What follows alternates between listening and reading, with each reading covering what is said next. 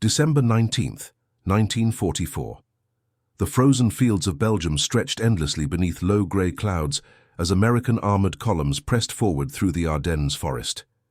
Inside the cramped turret of an M4 Sherman tank, Sergeant James Dutton of the 3rd Armoured Division felt the familiar vibration of the engine beneath him, watching tree lines for any sign of German armour.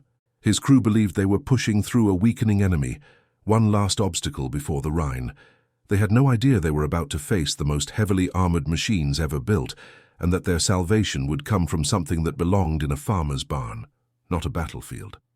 Before we dive into this story, make sure to subscribe to the channel and tell me in the comments where you're watching from. It really helps support the channel. What happened in those frozen forests would transform American anti-armor doctrine forever, proving that sometimes the most effective weapons come from the most unexpected sources, and that ingenuity under pressure could defeat engineering superiority. The morning began like countless others during the advance through Western Europe. Dutton's Sherman, nicknamed Iron Lady, was one of 40 tanks moving in a staggered formation along a narrow forest road. The tank commander, Lieutenant Robert Henshaw from Ohio, sat in the turret beside Dutton, studying maps that showed their objective, a small village called Bastogne, where intelligence suggested minimal German resistance. The crew included gunner Thomas Mackenzie, a former machinist from Detroit who knew every bolt and bearing of their 75mm main gun, and driver Billy Watkins, barely 20 years old, who had grown up on a ranch in Montana. The radio crackled with routine communications. Captain Morrison, commanding the company from 3 tanks ahead, reported clear roads and no enemy contact. The monotony was almost comforting. For weeks they had encountered only scattered resistance, watching the German military retreat before them. American factories were producing 7,000 tanks per month by late 1944, and everyone from privates to generals believed the sheer weight of material would crush any remaining opposition. Then the forest exploded. The first shell struck Lieutenant Colonel Harrison's command tank at the front of the column, and Mackenzie, watching through his gunner's sight, saw something that made his blood freeze. The 75mm armor-piercing round simply bounced off the turret of the enemy tank emerging from the tree line. The German machine was massive, dwarfing their Shermans, with a gun barrel that seemed impossibly long. Henshaw grabbed the radio, his voice cutting through the chaos that erupted across the channel. Lieutenant Henshaw speaking, "We have contact. Enemy armor. Rounds are bouncing. Repeat, rounds are not penetrating." The German tank fired again, and Mackenzie watched in horror as the shell tore through Harrison's Sherman like paper, triggering a catastrophic ammunition explosion that sent the turret tumbling through the air. Within 30 seconds, 3 more American tanks were burning, their crews desperately bailing out into the snow. What Dutton and his crew faced was a King Tiger, the Panzerkampfwagen Tiger II, weighing 69 tons with frontal armor 180mm thick. The Sherman's standard armor-piercing round, effective against earlier German tanks, could not penetrate this monster from any angle beyond point-blank range. American tankers had encountered Tigers before, but the King Tiger was different, nearly invulnerable to everything in the Allied arsenal. Morrison's voice came through the radio, steady despite the circumstances. "All units, fall back to the crossroads, form defensive positions. We need to call in air support." But the weather had grounded all aircraft. Thick clouds stretched from horizon to horizon, and meteorologists predicted another week of the same. The Americans were on their own against armor they could not penetrate. Dutton's tank reversed frantically as another German shell screamed past, close enough that the pressure wave rocked the vehicle. They made it to the crossroads where Morrison was organizing a desperate defense. 15 surviving Shermans formed a semicircle, crews working feverishly to dig in their positions. Everyone knew that when those King Tigers advanced again, armor alone would not save them. In a farmhouse that served as the temporary command post, Morrison spread maps across a wooden table, surrounded by his surviving officers. The captain was 32, a veteran of North Africa and Sicily, and Dutton could see the strain in his eyes. "Gentlemen," he said quietly, "we have a problem. Intelligence confirms there are at least 6 King Tigers in this sector, supported by infantry and lighter armor. Our standard ammunition is useless against their frontal armor, and we cannot retreat without abandoning the infantry units depending on our support. Henshaw raised the question everyone was thinking. What about calling in tank destroyers? The M36 has a 90mm gun that might do better. Morrison shook his head. The nearest tank destroyer battalion is 2 days away. The German offensive is hitting all along the line, and everyone is committed. We have what we have. An uncomfortable silence settled over the room until a grizzled master sergeant named Earl Briggs, who had been inventorying supplies in the barn, spoke up. "Captain, I found something interesting in the storage shed. Old Belgian farmer left behind some hunting equipment. Got me thinking about something I heard from ordnance boys back at the depot." He laid a 12-gauge shotgun on the table, a weathered side-by-side that had probably bagged rabbits for 3 generations. Morrison stared at it like Briggs had lost his mind. But the sergeant continued, "Sir, I was at Aberdeen Proving Ground in '42 watching them test anti-tank rounds. One of the engineers was talking about something called the Munro effect, discovered way back in 1900. Shaped charges, they called them. The idea is you take an explosive charge, put a cone-shaped indentation in it, and when it detonates, all that force focuses into a jet of superheated metal that can punch through armor like a hot knife through butter." Mackenzie leaned forward, his machinist's mind engaged. "I've heard of that. They use it in some of the bazooka rounds." "But what does that have to do with a shotgun?" Briggs smiled. "The 2.36-inch rocket launcher, the bazooka, has an effective range of about 150 yards and carries a shaped charge that can penetrate up to 4 inches of armor. Problem is, those King Tigers can see and target our boys before they get close enough for a good shot. But what if we could deliver that same punch from a different platform?" Morrison was beginning to understand. "You are thinking about mounting shaped charges in shotgun shells?" "Exactly, sir. A 12-gauge shell is 0.73 inches in diameter.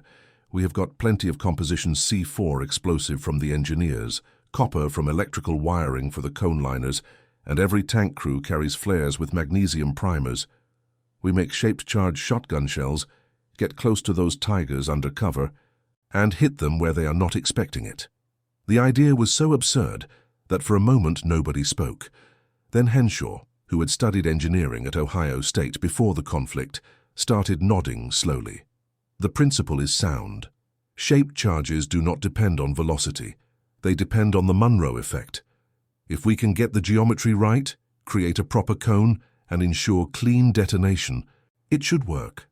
The question is whether we can manufacture them with field resources and whether anyone can get close enough to use them." Dutton found himself volunteering before he fully thought it through. "I can get close. Grew up hunting in the Appalachian Mountains. If there is cover, I can use it." Over the next 18 hours, the crossroads transformed into an improvised munitions factory.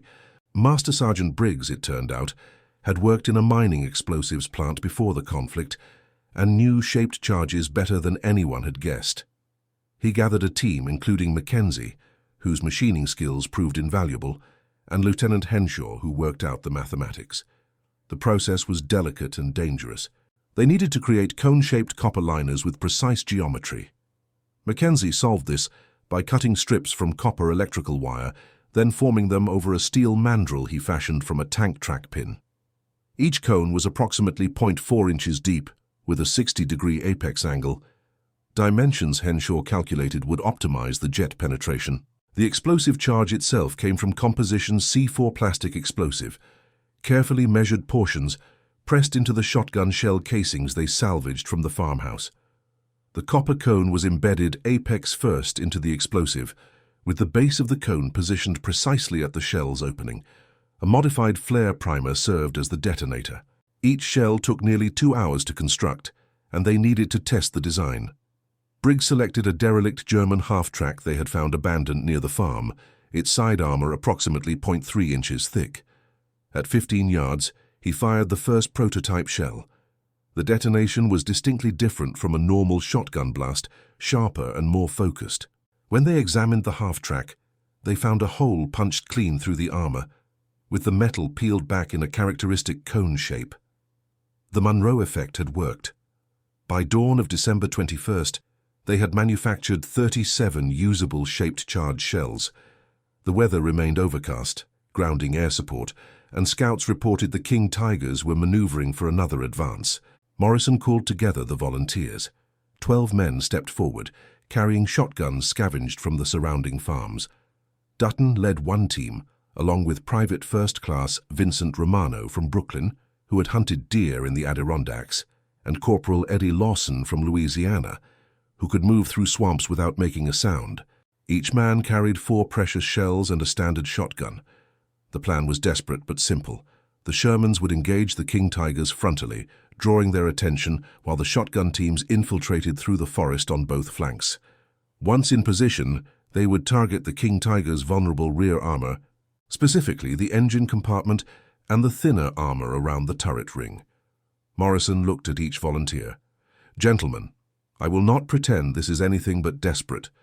Those tanks are the most dangerous machines ever built, but we have something they do not expect, and surprise has won more battles than armor ever did. Good luck." The King Tigers advanced through the grey morning with mechanical confidence, their commanders knowing they were virtually invincible against the Shermans they faced. The German tank commander, Hauptmann Friedrich Kessler, led from the first Tiger, confident that nothing in the American arsenal could threaten his 69-ton fortress. The Shermans opened fire at 800 yards, their 75mm guns barking uselessly. Kessler watched the rounds spark off his frontal armor without concern, then gave orders to return fire. The exchange was brutally one-sided. 2 more Shermans exploded within the first minute.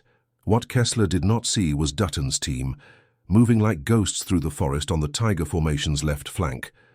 The snow muffled their footsteps, and the thunder of the tank guns masked any sound they made. Romano moved first, his Brooklyn street instincts somehow translating perfectly to forest infiltration. He positioned himself behind a thick oak, 70 feet from the rear of the second King Tiger. The shaped charge shell fit snugly in his shotgun's chamber. Romano took a breath, aimed at the Tiger's engine compartment, and squeezed the trigger. The detonation was sharp and bright, and for a moment nothing seemed to happen. Then smoke began pouring from the Tiger's engine deck. The massive tank shuddered to a halt, its engine killed by the precisely focused jet of molten copper that had punched through the armor and destroyed critical components. Kessler's radio exploded with confused reports. Tiger III had lost power. Impossible. Nothing could penetrate their rear armor at this range. He ordered his driver to turn, trying to identify the threat, but the forest offered no answers. Dutton was already moving to his second position. He could see the third King Tiger, its commander focused entirely on the Shermans to his front.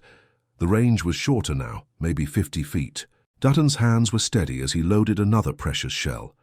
He aimed for the turret ring, where the massive turret met the hull, an area that required thinner armor to allow rotation. The shaped charge detonated perfectly. The jet of superheated copper penetrated the turret ring, and Dutton watched as the King Tiger's turret suddenly locked in place, unable to traverse. The German crew was trapped in a 69-ton pillbox. Across the battlefield, the other teams were achieving similar results. Lawson disabled Tiger IV with a shot to the engine, while Corporal James Patterson from Iowa penetrated Tiger V's ammunition storage, causing a catastrophic internal explosion that blew the turret clean off. Within 7 minutes, 5 of the 6 King Tigers were disabled or destroyed. The 6th, Kessler's command tank, retreated rapidly, its commander finally understanding that he faced a threat he could neither see nor defend against. Morrison ordered the Shermans forward. The disabled King Tigers were easy targets now, and the supporting German infantry, demoralized by the impossible defeat of their invincible armor, surrendered quickly. In the aftermath, as medics treated the wounded and engineers surveyed the disabled German tanks, Kessler himself was brought to the American command post. The German officer was visibly shaken, demanding to know what weapon had defeated his Tigers. Morrison showed him one of the remaining shotgun shells, a 12-gauge shotgun with a shaped charge, Captain. Sometimes the simplest solutions are the most effective. Kessler stared at the shell for a long moment, then at the weathered shotgun Dutton carried. "You defeated the finest tanks ever built with a farmer's rabbit gun." Dutton shrugged. "Sir, back home, we have got a saying. It ain't the size of the dog in the fight, it is the size of the fight in the dog. Your tanks were impressive, but you forgot that Americans grew up fixing tractors and building barns. We know how to make things work. the shaped charged shotgun shells were immediately reported up the chain of command. Within weeks, ordnance experts from Aberdeen Proving Ground arrived to study the field-manufactured ammunition. The principle was sound, but mass production required refinement. By March of 1945, the Army had developed an official 12-gauge shaped charge shell designated the M19. Manufactured with precision tooling, these shells could reliably penetrate up to 5 inches of armor at close range. Thousands were produced and distributed to armored and infantry units for close-range anti-tank defense. The psychological impact was profound. German tank commanders, who had felt invulnerable in their heavy armor, now had to worry about American soldiers approaching with weapons as simple as shotguns. The myth of the impenetrable supertank was shattered. Lieutenant Colonel Morrison received the Silver Star for his leadership during the engagement. Master Sergeant Briggs was commissioned as a second lieutenant and assigned to the Ordnance Corps, where he worked on shaped charge development for the remainder of the conflict. Mackenzie returned to Detroit after the war and used his experience to found a precision machining company that manufactured components for the aerospace industry. Dutton went home to the Appalachian Mountains, where he rarely spoke about his time in the conflict. His grandson found the weathered shotgun in the attic years later, along with a citation and a single spent shotgun shell mounted in a frame. The inscription read, "Proof that American ingenuity defeats German engineering. Crossroads, Belgium, December 1944. The King Tiger itself, despite being the most powerful tank of the conflict, was produced in numbers too small to affect the outcome. Only 492 were ever built, compared to the 49,000 American Sherman tanks that rolled off assembly lines. The Americans did not need to match German engineering perfection. They needed enough tanks, enough soldiers, and enough willingness to think creatively under pressure. Hauptmann Kessler survived the conflict and returned to Germany, where he worked as an engineer for Mercedes-Benz. In his memoirs, published in 1968, he wrote about the engagement at the crossroads. "We were trained to believe our armor made us invulnerable," he noted. "The Americans taught us that there is no such thing as invulnerable, only unprepared. They defeated us not with superior tanks, but with superior thinking." The shaped charge principle that Briggs and his team applied in that desperate improvisation became the foundation for modern anti-tank warfare. Today's anti-tank guided missiles, from the Tau to the Javelin, all employ sophisticated versions of the same Monroe effect that a master sergeant applied in a Belgian farmhouse with copper wire and plastic explosive. The engineers who developed those weapons often reference the Crossroads engagement as proof that field innovation drives technological progress as much as laboratory research. Sometimes the best solutions come not from the most advanced factories, but from soldiers who refuse to accept that a problem cannot be solved. The story also highlighted a fundamental difference in military philosophy. The German military of that era invested enormous resources in creating the perfect weapon, the ultimate tank that would dominate the battlefield through sheer superiority. They produced machines that were engineering marvels, but so complex and expensive that they could never be built in sufficient numbers. The Americans took a different approach. They built good enough tanks in overwhelming numbers, then relied on the creativity and initiative of their soldiers to overcome any deficiencies. When standard weapons failed, men like Briggs and Dutton improvised new ones. When tactics failed, they invented new tactics. The flexibility proved more valuable than perfection. This philosophy extended beyond armor. American factories produced 297,000 aircraft during the conflict, compared to Germany's 119,000. American shipyards launched a new vessel every 8 hours at peak production. The sheer industrial capacity, combined with soldiers willing to adapt and innovate, created a military force that could absorb losses, learn from mistakes, and continuously improve. The Crossroads in Belgium, where a dozen men with shotguns defeated the most powerful tanks ever built, became a symbol of that approach. Monuments stand there today, marking the location where ingenuity triumphed over engineering, where common soldiers proved that no weapon is truly invincible, and where the tide of armor warfare shifted in a way that would influence military thinking for generations. Visitors to the site can see one of the disabled King Tigers, preserved as a museum piece. Children climb on the massive hull, playing on what was once the most feared machine on the battlefield. Next to it stands a simple display case containing a replica of the shaped charged shotgun shell, a reminder that sometimes the most effective weapons come in the most unexpected packages. The veterans who survived that engagement rarely spoke about it in heroic terms. Romano, who fired the first shot, later told an interviewer that he was simply too scared not to try something. Lawson said he was just doing his job. Dutton never considered himself brave, just practical. But their actions that December morning proved something important about warfare and about America itself. When faced with a seemingly insurmountable challenge, Americans did not surrender or retreat into fatalism. They looked at the resources available, applied practical intelligence, and found a way to win. The shape-charged shotgun was not elegant or sophisticated, but it worked, and in the frozen forests of Belgium, working was all that mattered. The legacy of the Crossroads engagement extends beyond military history. Engineers studying the event note that it demonstrates the importance of cross-disciplinary thinking. Briggs combined mining experience, Henshaw added engineering theory, Mackenzie contributed machining skills, and Dutton provided practical fieldcraft. No single person had all the knowledge needed, but together they solved a problem that had stumped military planners. Modern military doctrine emphasizes this kind of adaptive innovation. Special operations forces train extensively in field improvisation, learning to create effective weapons and tools from available materials. The shaped charged shotgun appears in training manuals as an example of what can be achieved when soldiers understand underlying principles rather than just following procedures. The story also resonates beyond military circles.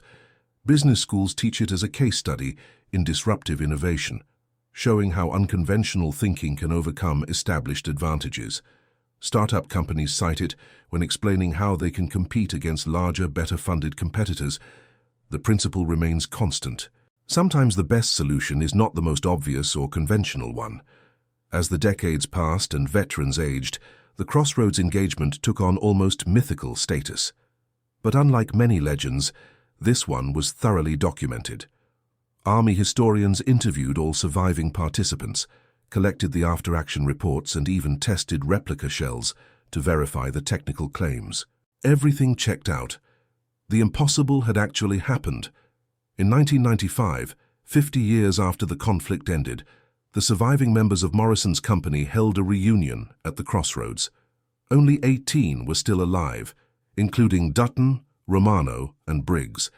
They stood together before the preserved King Tiger, old men now, remembering when they were young and terrified and determined. Briggs gave a short speech, his voice still strong despite his 82 years. "We were not heroes," he said. "We were just Americans who refused to give up. We had a problem, we had some tools, and we figured it out." That is what Americans do. The local Belgian community, which had witnessed the engagement, erected a plaque that year. It reads in both English and French. Here, American soldiers proved that courage combined with ingenuity defeats even the most formidable weapons. They showed the world that freedom and creativity will always triumph over tyranny and rigid thinking. The shaped charged shotgun shells themselves became collector's items. The Smithsonian has several in its collection, displayed alongside more conventional weapons of the era. Museum guides explained to visitors that these humble-looking shells, which could fit in a coat pocket, were as effective against heavy armor as weapons 10 times their size. Military academies around the world study the engagement. West Point includes it in courses on tactical innovation. The German Military Academy uses it as an example of how over-reliance on technological superiority can create dangerous blind spots. The lesson is universal. Never assume your advantages cannot be overcome by a determined, creative enemy. For the men who actually fired those improvised rounds, the experience was transformative. They went into that frozen forest as ordinary soldiers, afraid and uncertain. They came out knowing they could face the worst the enemy had to offer and find a way to win. That confidence sustained them through the remaining months of the conflict and throughout their lives afterward. Romano used his GI Bill benefits to attend college, something no one in his Brooklyn neighborhood had ever done. He became a teacher, eventually a principal, and always told his students about the importance of creative thinking. When problems seem impossible, he would say, remember that 12-gauge shells defeated king tigers. There is always a solution if you are willing to look for it. Mackenzie built his machining company into a major aerospace supplier, but he never forgot his roots. He established a scholarship fund for children of veterans, specifically for those studying engineering or trades. The application essay asks students to describe a time they solved a problem with limited resources. The best answers, Mackenzie said, reminded him of that December morning when necessity forced innovation. Dutton returned to his mountains and lived quietly, but his children and grandchildren carried forward his legacy. His grandson became a combat engineer, specifically requesting assignment to explosive ordnance disposal because of the stories his grandfather told about shaped charges. Several of Dutton's descendants served in the military, each one hearing about the crossroads and understanding that they came from a tradition of soldiers who figured things out. The winter of 1944 was one of the coldest on record, and those frozen forests tested every man who fought there. The German military launched its final major offensive, throwing everything it had into a desperate attempt to split the Allied forces and recapture the initiative. King Tigers led the assault, massive and seemingly invincible. But American soldiers, cold and tired and facing weapons they could not match with conventional means, refused to be intimidated. They looked at the problem, considered their resources, and engineered a solution that changed warfare. 12-gauge shotguns loaded with improvised shaped charges proved that no weapon system is invincible, that creativity matters as much as firepower, and that American soldiers could outthink any enemy they could not outshoot. The contrast between the King Tiger and the shaped charge shotgun shell perfectly encapsulates the different approaches that decided the conflict. One was a masterpiece of engineering, the product of Germany's finest technical minds and most advanced manufacturing facilities. The other was field improvised by a master sergeant who remembered something he had heard at a proving ground, assembled in a farmhouse with salvaged materials. The masterpiece of engineering broke down frequently, required rare parts, consumed fuel at rates that crippled logistics, and could be produced only in tiny numbers. The field improvisation worked reliably, used readily available materials, and could be manufactured by any competent soldier with basic supplies. That comparison extended across the entire conflict. While Germany built wonder weapons like jet fighters and ballistic missiles, America built Liberty ships and mass-produced rifles. While German factories focused on perfection, American factories focused on quantity, and when American soldiers encountered something their standard equipment could not handle, they improvised, adapted, and overcame. The shaped charge shotgun was not the only such innovation. Americans mounted aircraft rockets on jeeps to create mobile artillery, welded extra armor to tanks using salvaged steel, and modified weapons in countless ways to meet specific battlefield needs. The culture encouraged this kind of innovation, trusting soldiers to make intelligent decisions rather than demanding strict adherence to doctrine. That trust paid dividends at the crossroads and across every theater of the conflict. American forces became known for their flexibility, their ability to adjust tactics rapidly, and their willingness to try unconventional approaches. The phrase American ingenuity became synonymous with finding creative solutions to difficult problems, and that concludes our story. If you made it this far, please share your thoughts in the comments. What part of this historical account surprised you most? Don't forget to subscribe for more untold stories from World War II and check out the video on screen for another incredible tale from history. Until next time.